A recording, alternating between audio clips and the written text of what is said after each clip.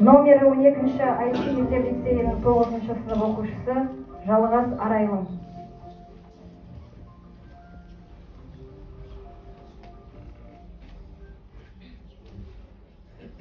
Оралхан көкей, қасқыр болған түнде.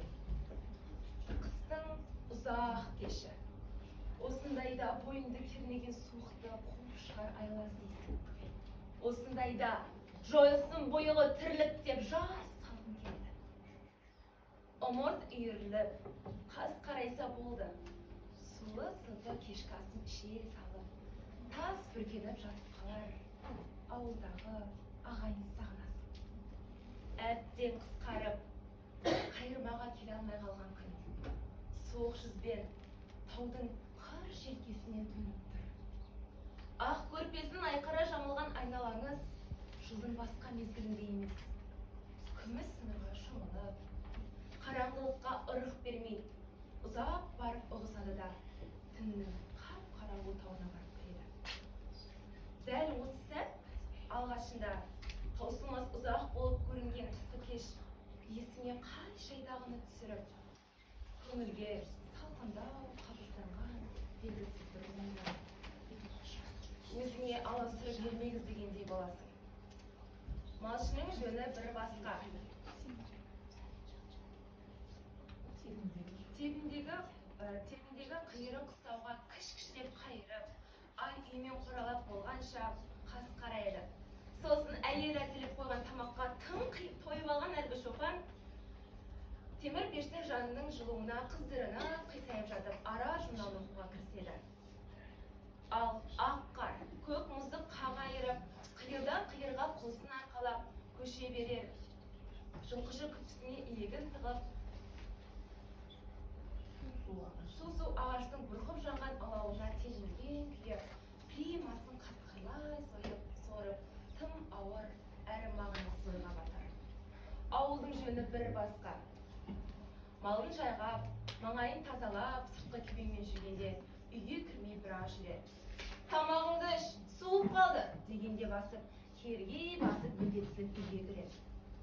Онымен бірге кірген будақ-будақ бұл төрге шапшып, сонсоң әрі ағайын радионы қаттылап қойыңдашы, не сөйлейді екен деп аяғындағы пимасын шешіп, баласына темір пештің жанына кеп кіруге ойдырады. Радионы міндетті түрде бұрағанда қияқ-қияқ деп кеңірдек жұрда айқайлап тұрары және рас.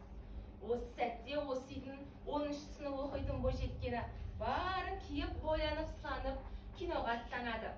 Қаралғашқы жауғанда соғымға сойылған ет бұрқырап, дастарханға әкелгенде темір пештегі ала мысық керіле тұрып, мияудай аяңдайды. Қыстың ұзақ кеші. Қалада мүлде басқа. Мұнда қысқы кеш қысқа сезіледі. Аяң-пияумен жұмысты тәмамдап, аялдамаға асығасың. Қаптаған халық. Түнде жауған, күндіз жұлдыз қырынан еріген қырба. Енді көк тайғаққа айналып, тайып жығылған адамдар.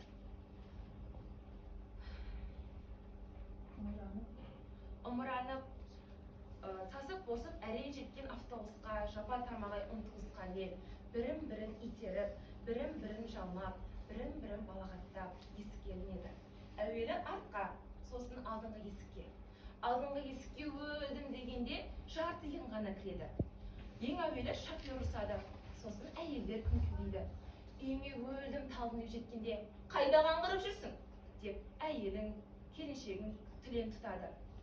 Ит болып жүріп, отбасыңда әрең құрған сен, ойнап жүрдім деп ас етесің. Өйтпеске амалың жоқ. Телевизорды қосасың. Қияқ-қияқ үндемей барып өшіресің. Сосын теріс жатып, тым-тырыс